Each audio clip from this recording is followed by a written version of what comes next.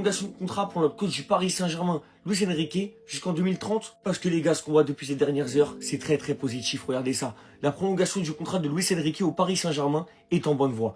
Contrat jusqu'en 2030. Et pour dire les gars, c'est une très très bonne chose. C'est très très positif. Vous voyez cette information là? Il intégrera le top 3 des entraîneurs les mieux payés en Europe.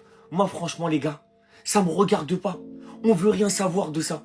Luis Enrique, admirez le football, admirez ce qu'il est venu instaurer au Paris Saint-Germain. Rappel, Luis Enrique est arrivé quand même assez récemment. Il est arrivé exactement, il a pris des commandes du Paris Saint-Germain. Il est arrivé exactement le 5 juillet 2023 les gars. Et pour vous dire en si peu de temps, en si peu d'années, il a déjà tout remporté avec le Paris Saint-Germain. Que ce soit des trophées majeurs comme la Ligue des Champions et tout ce qui va avec les gars. Franchement, en tant que supporter parisien, tant mieux. Actuellement, je ne vois pas un Paris Saint-Germain sans Luis Enrique. Les gars, est-ce qu'on se rend compte de tout ce qu'il a ramené en si peu de temps? Ce mec-là, moi je vous le dis les gars, quand il va quitter malheureusement le club, parce que oui, il va le quitter un jour les gars, un jour ou l'autre il va devoir le quitter, faudra lui faire une statue. Il mérite une statue devant le Parc des Princes les gars, pour tout ce qu'il a déjà amené au Paris Saint-Germain. Et attendez, c'est pas fini les gars, je vais peut-être m'avancer un peu vite, mais comme j'ai une totale confiance en ce coach, les gars j'ai une sérénité et une confiance incroyable, je vous le dis, avec lui on va remporter d'autres titres. Et pourquoi pas une deuxième Ligue des Champions, voire une troisième. Là, je m'avance un peu vite, les gars, mais avec un coach d'une telle ampleur, c'est largement faisable et c'est largement possible. Et en tout cas, pour revenir à une potentielle prolongation de contrat de Luis Enrique au Paris Saint-Germain, j'espère que ça va se faire le plus vite possible, les gars, parce que ce coach-là, il faut le garder un maximum de temps possible. En 2030, ça me va, c'est nickel. 4 années de plus, pourquoi pas. On est ensemble. Et merci, Lucio. Yes, les gars, c'est ça qu'on veut voir. À seulement quelques jours de ce quart de finale retour de la Ligue des Champions, en direct de Anfield de Liverpool, Bradley Barcola devrait être disponible face à Liverpool la semaine prochaine. Il a repris l'entraînement cette semaine avec le Paris Saint-Germain. Comme on le sait, Bradley Barcola cette semaine, les gars, a repris l'entraînement collectif. Il s'entraînait très très bien avec l'ensemble de l'effectif. Mais malheureusement, c'était quand même assez juste pour qu'il joue ce match aller face à Liverpool. Mais là les gars, une semaine après, environ une semaine après, match retour, et forcément, on était optimiste, même si les gars, pour moi, j'avais un doute. Clairement, j'avais un doute. J'ai dit, est-ce que quand il va jouer, est-ce qu'il pourrait être dans le groupe? Ça, on ne sait pas, on va attendre. Mais là, de voir ça, les gars, forcément, ça laisse un espoir. Et là, je le dis, les gars, il y a de très grandes chances, de fortes chances de voir Bradley Barcola dans le groupe du Paris Saint-Germain pour ce quart de finale retour de la Ligue des Champions face à Liverpool mardi soir. Les gars, et en plus de ça, c'est un atout majeur de l'équipe. Il peut apporter de la profondeur, de la vitesse. Franchement, je vous le dis, les gars, même s'il s'est remis plus vite que prévu, ça a manqué. Bradley Barcola au PSG, ça a quand même manqué, les gars. Sa façon de percuter, sa façon d'aller de l'avant dans la surface adverse, de mettre du danger, d'apporter quelque chose de grand au Paris Saint-Germain. Ça a manqué, les gars. Donc forcément, de voir qu'il est potentiellement de retour dans le groupe du Paris Saint-Germain mardi soir, c'est une très très bonne chose. On espère que Bradley va être là, les gars. En tout cas, on se dirige vers un Paris Saint-Germain quasiment au complet mardi soir à Anfield pour ce quart de finale retour de la Ligue des Champions face à Liverpool. Fernandez, notre jeune pépite qui a rejoint le Paris Saint-Germain quand même assez récemment. Il y en a qui n'arrivent toujours pas à comprendre pourquoi Dro Fernandez n'a pas plus de temps de jeu au Paris Saint-Germain. Moi, je vais vous expliquer pourquoi. Pour rappel, Dro Fernandez qui arrive au Paris Saint-Germain en provenance du FC Barcelone, qui est vu comme une pépite incroyable, comme le futur incroyable du football. Si Luis Enrique l'a fait venir, c'est parce qu'il a vu en Dro Fernandez un potentiel énorme, une qualité incroyable. Le pourquoi du comment Dro Fernandez n'a pas plus de temps de jeu avec le Paris Saint-Germain, c'est parce qu'en fait, Luis Enrique, les gars, il peut pas faire jouer Dro Fernandez tout le temps, les gars. Comme on sait qu'à son poste, il y a déjà Vitinha, il y a João Neves, il y a Warren, et il y a potentiellement Fabian Ruiz qui va être de retour. Luis Enrique fait pour Dro Fernandez très très bien, les gars. En fait, ce qu'il va faire, c'est qu'il va le faire gratter le plus de minutes possible pour que Dro Fernandez prenne confiance avec le ballon, s'intègre bien au sein du Paris Saint-Germain, il se mette bien en confiance sous les couleurs parisiennes. Forcément, lorsqu'on voit ce qu'a dit notre ancien joueur du Paris Saint-Germain, Javier Pastore, à propos de Dro Fernandez, parce que comme on le sait, l'ancien numéro 27 avec le nouveau numéro 27 du Paris Saint-Germain, forcément ça réagit. L'heure de Dro va venir à Paris, j'en suis sûr. Il a une classe, j'aime beaucoup regarder jouer ce garçon. Il est encore très jeune. Et ouais les gars, c'est exactement ce que je viens de dire. Il a déjà joué et montré pas mal de choses positives. Je suis très content que ce soit un joueur comme lui qui est hérité de mon numéro 27, qui était le mien, que les gens identifient au beau jeu et au talent. Et ouais les gars, ça veut tout dire. Ça veut tout dire. Vous voyez les gars, c'est juste une question de temps. C'est juste une question d'habitude. D'être en confiance, de prendre du temps de jeu, du plaisir. Et après les gars, vous allez voir. Je n'ai aucun doute sur ça. Luis Enrique, comme l'a fait avec d'autres joueurs, va rendre Dro Fernandez une star du football. L'un des meilleurs au monde à son poste, voire le meilleur. On est ensemble. Rumeur qu'il envoie du côté du Paris Saint-Germain et désormais rumeur très insistante du côté du Real Madrid que le joueur a lui-même alimenté indirectement. Décidément, Enzo Fernandez a l'air de se plaire absolument partout, sauf dans son club de Chelsea. Et ça n'a pas manqué. Chelsea l'a sanctionné, 2 matchs de suspension. Et je vous propose de revenir un petit peu sur l'origine de la tempête médiatique. En fait, Enzo Fernandez a fait un peu la tournée des médias dans son pays, en Argentine, et il y a eu des déclarations qui sont relativement mal passées. Il a dit qu'il aimerait bien vivre à Madrid pour des questions d'affinité avec la ville. Il a dit qu'il parlait bien anglais mais qu'il se sentait plus à l'aise avec l'espagnol, et il a dit qu'il ne savait pas s'il serait encore à Chelsea la saison prochaine. Alors évidemment, il n'a pas dit tout ça d'affilée. Tout ne vient d'ailleurs pas de la même interview, mais quand vous collectez un peu tous ces éléments, que vous les mettez ensemble, quand vous avez en plus en tête le fait que le joueur était proche de Maresca, qui n'est plus l'entraîneur du club, ben ça donne quand même une tendance qui va plutôt vers un départ pour Enzo Fernandez du côté de Chelsea. C'est mal passé auprès du club parce que Chelsea a été éliminé en Champions League, parce que Chelsea est pas forcément sur, au moment des déclarations, la série la plus glorieuse qu'ils ont connue en Première Ligue, parce que t'as effectivement eu un changement d'entraîneur. Bref, c'est pas le moment de faire des vagues, d'où la sanction, chose que l'agent du joueur a très désapprouvé, on va dire ça comme ça, en disant que ces déclarations sur Madrid, c'était simplement l'expression d'un Argentin qui parlait de facteurs culturels qui étaient assez logiques. C'est pas exactement la même chose que d'être à Chelsea ou d'être au Real Madrid quand t'as une culture sud-américaine. C'est pas exactement le même climat, la même culture dans la ville. Vous comprenez un petit peu l'idée. Il y a une chose qui est sûre, c'est que le Real Madrid est en quête d'un grand milieu de terrain.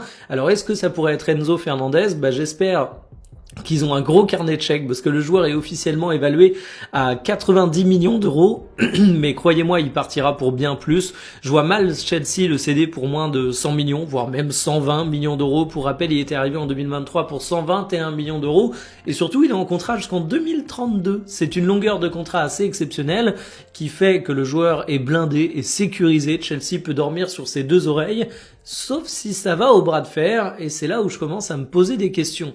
Alors est-ce que selon vous, Enzo Fernandez au Real Madrid, ce serait une bonne idée? Dites-le moi. Mes frérots supporters du PSG, profitez, profitons. Oui, c'est le moment de becqueter avec tout ce qu'on a enduré ces dernières années. Tout se passe très bien au Paris Saint-Germain depuis l'arrivée de Luis Enrique. Et pourquoi je vous parle de Lucho? Parce qu'il y a un accord qui est proche d'être trouvé entre Luis Enrique et le Paris Saint-Germain. Luis Enrique va vraisemblablement prolonger avec le PSG jusqu'en 2030. Ah, je suis dégoûté. Ah, j'aurais préféré qu'il prolonge jusqu'en 2070. C'est vraiment le coach qu'on doit conserver le plus longtemps possible au Paris Saint-Germain. Le club et notamment le coach espagnol a trouvé un logement. Neuilly pourrait être sa prochaine destination. Qu'est-ce que je t'aime, Lucho? Parce que depuis que t'es arrivé, t'es en train de nous faire rêver. On est carrément dans les nuages. Moi là, je suis en train de flotter. Je suis en train de nager.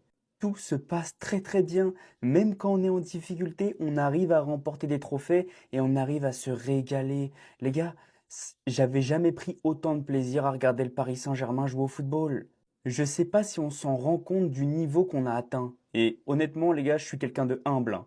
Mais même moi, je me suis choqué le lendemain.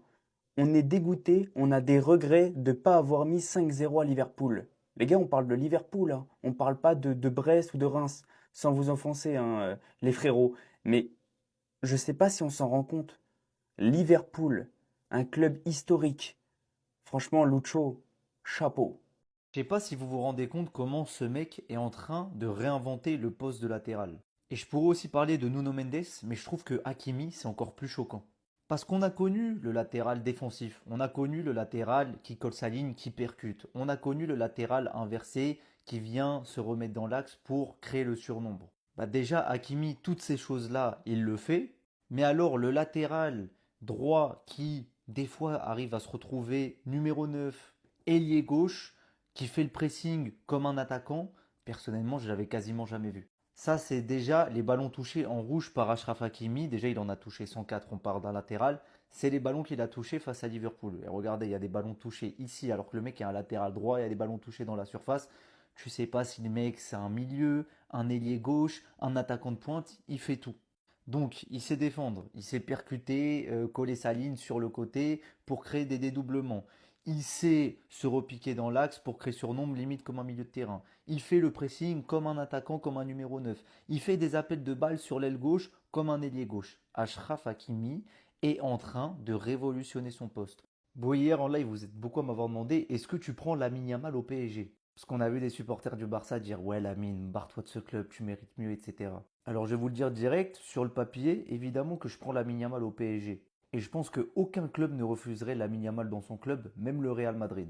Maintenant, il y a plusieurs choses à savoir. Déjà, dépenser plusieurs centaines de millions d'euros sur lui, je ne pense pas que ça soit une bonne idée. Au vu de l'équipe qu'a le PSG, je ne vois pas l'intérêt d'aller dépenser, je sais pas, 200, 300 millions d'euros sur Lamine Yamal aujourd'hui, ou même dans 2 ou 3 ans. D'autant plus que Lamine Yamal aurait plus besoin du PSG à l'heure actuelle que le PSG aurait besoin de lui. Le PSG sur Lamine Yamal, c'est un sextuplé historique. Cette saison, c'est certainement le championnat remporté et minimum un retour en demi-finale de Ligue des Champions. Il y a de grandes chances, peut-être même un back-to-back si on va loin. Donc le PSG n'est pas en attente de résultats meilleurs que ce qu'il a actuellement. Donc Lamine Yamal, ça serait on va dire la cerise sur le gâteau, mais le PSG foncièrement n'a pas besoin de Lamine Yamal.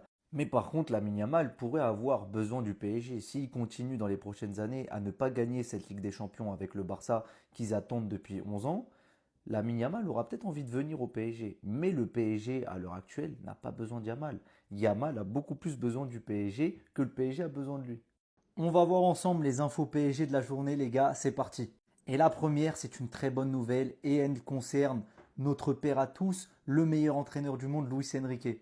Sa prolongation de contrat au PSG est en bonne voie. Contrat jusqu'en 2030. Il intégrera le top 3 des entraîneurs les mieux payés en Europe. Source Fabrice Hawkins. Donc c'est très fiable. Pour les gens qui pensaient qu'il allait retourner au Barça ou aller entraîner Manchester United, non, il va rester au PSG jusqu'en 2030 minimum.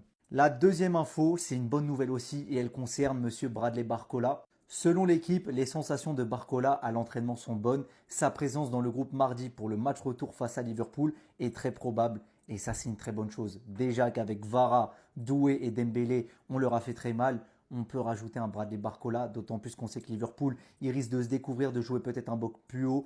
Et dans les transitions rapides, appel en profondeur, tranchant, Bradley Barcola, ça peut faire très mal. Et la dernière info, c'est une info mercato et elle concerne Morgan Rogers. Selon Ben Jacobs, le PSG suit Morgan Rogers comme beaucoup de clubs européens, mais reste loin de faire partie des clubs les plus avancés sur le dossier. Paris est déjà bien fourni dans le secteur du joueur anglais. Le PSG cherche bien un joueur offensif, mais n'a pas encore tranché quant au profil de celui-ci. Et donc ça se jouera entre un attaquant axial ou un ailier.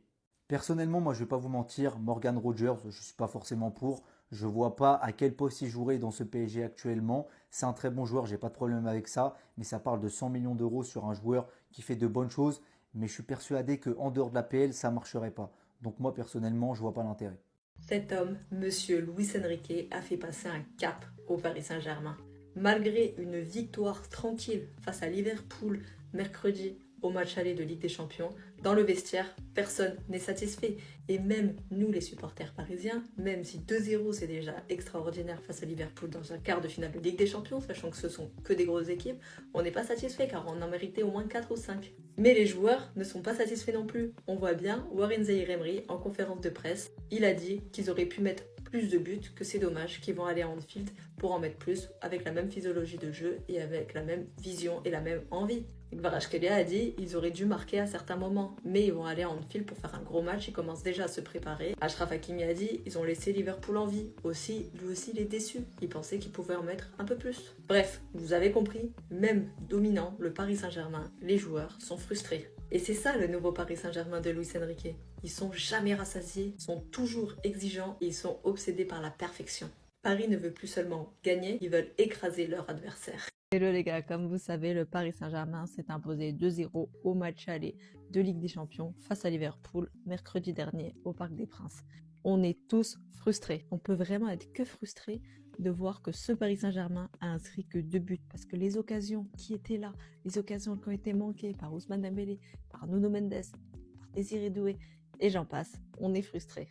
On a vu une équipe parisienne proposer de belles choses, de choses importantes sur le plan physique. Ça, c'est une vraie bonne nouvelle de retrouver ce Paris Saint-Germain-là. Le Paris Saint-Germain a su dicter son jeu face à un grand d'Europe comme Liverpool. Mais attention, rien n'est fait. Ce n'est que la première manche et on sait très bien, surtout que 2 buts d'écart, si on avait 3 ou 4, ça laisse un petit peu de marge, mais 2 buts d'écart, il va falloir se présenter à Anfield comme s'il y avait 0-0. Il va falloir des Parisiens motivés, des Parisiens qui ont la dalle, des Parisiens qui veulent faire mal à l'adversaire et non pas garder un score.